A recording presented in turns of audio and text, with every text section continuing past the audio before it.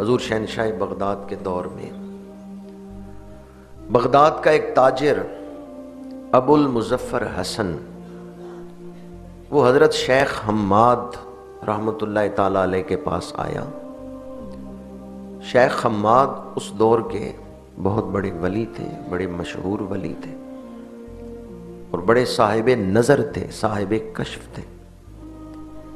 ان کے پاس آ کر ابو المظفر نے اپنی نیت، اپنی خواہش کا اظہار کیا کہ میں ملک شام کی طرف تجارتی قافلہ لے کے جانا چاہتا ہوں، مجھے بتائیں کہ مجھے اجازت ہے میں چلا جاؤں؟ انہوں نے فرمایا تو نہ جا، اس راستے میں تیرا نقصان ہوگا، تجھے ڈاکو لوٹ لیں گے، تجھے ماریں گے، بہتر ہے تو نہ جا، میں جو دیکھ رہا ہوں کہ یہ سفر تیرے لیے خطرے والا ہے۔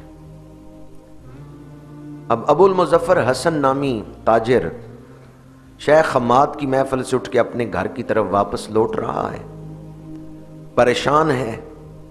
راستے میں حضور غوث اعظم کی زیارت ہو گئی، آپ کی ملاقات ہوئی۔ ابو المظفر حسن نے اپنی خواہش بیان کی کہ میں ملک شام جانا چاہتا ہوں تجارت کے لیے، کیا آپ کی طرف سے اجازت ہے؟ حضور شہنشاہ بغداد نے فرمایا اجازت ہے، تو جا، اللہ خیر کرے گا۔ اب وہ حیران ہوا کہ شیخ حماد بھی اللہ کے ولی ہیں، انہوں نے مجھے روکا ہے نہ جاؤ، اور حضور غوث اعظم فرما رہے ہیں کہ جاؤ، چلے جاؤ، اللہ خیر کرے گا۔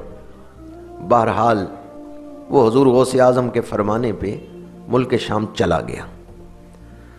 وہاں اس کے ساتھ یہ واقعہ پیش آیا کہ ایک دن وہ 1000 درہم کہیں رکھ کے بھول گیا، درہموں کی تھیلی گم گئی۔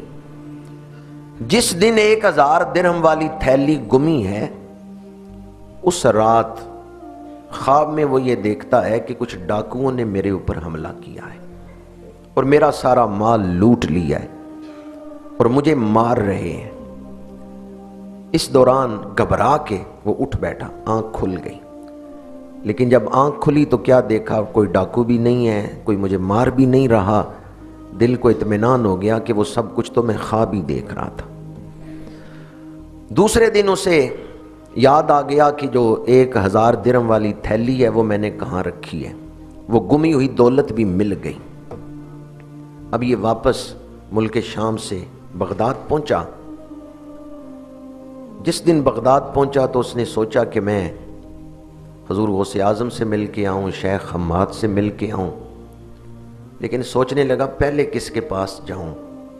شیخ حماد کے پاس جاؤں جنہوں نے مجھے منع کیا تھا اور کہتے تھے نقصان ہوگا، یا پھر میں حضور غوث اعظم کے پاس پہلے حاضری دوں؟ ابھی وہ یہ سوچ رہا تھا کہ شیخ حماد خود تشریف لے آئے، اور شیخ حماد نے فرمایا تیرا حق بنتا ہے کہ تو پہلے حضور غوث اعظم کے پاس حاضری لے، اور پھر فرمایا غوث اعظم محبوب ربانی ہیں، انہوں نے 70 دفعہ تیرے لیے دعا کی ہے، جو واقعہ عالم بیداری میں پیش آنا تھا اللہ نے خواب میں دکھا کے تقدیر کو ٹال دیا۔ اس سے پتہ چلتا ہے اہل اللہ کی دعا سے تقدیر بدل جاتی۔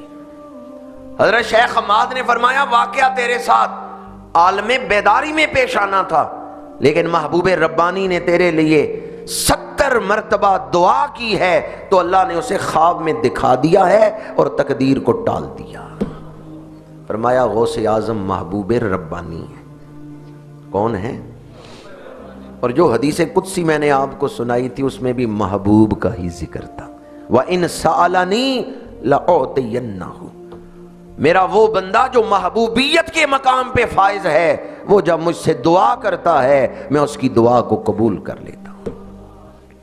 اولیاء کرام میں ایسے اولیاء گزرے ہیں جن کی دعا سے مصیبتیں ٹل جاتی ہیں۔ اس پر میں آپ کو بخاری شریف کی وہ حدیث قدسی سنا رہا ہوں جو اکثر شان ولایت میں آپ سنتے ہیں۔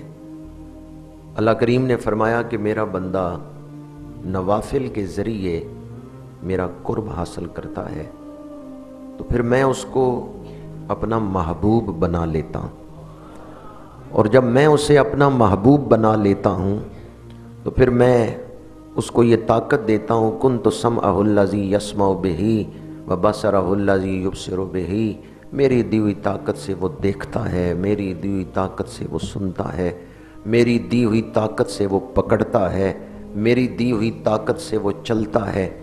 آگے فرمایا وَإِنْ سَأَلَنِي لَأُعْطِيَنَّهُ، اگر میرا بندہ مجھ سے سوال کرے میں رد نہیں کرتا، اس کو عطا کر دیتا ہوں۔ اگر میرا وہ محبوب بندہ جس کا ذکر پیچھے ہوا ہے، اگر میرا وہ محبوب بندہ مجھ سے سوال کرے، اگر میرا وہ مقرب بندہ مجھ سے سوال کرے، دعا کرے، لَأُعْطِيَنَّهُ، تو میں اسے عطا کر دیتا ہوں۔ تو یہ حدیث پاک بتا رہی ہے کہ اہل اللہ کی دعا سے تقدیر ٹل سکتی ہے، وہ جو معلق ہے دعا کے ساتھ وہ اولیاء کی دعا سے بدل جاتی ہے۔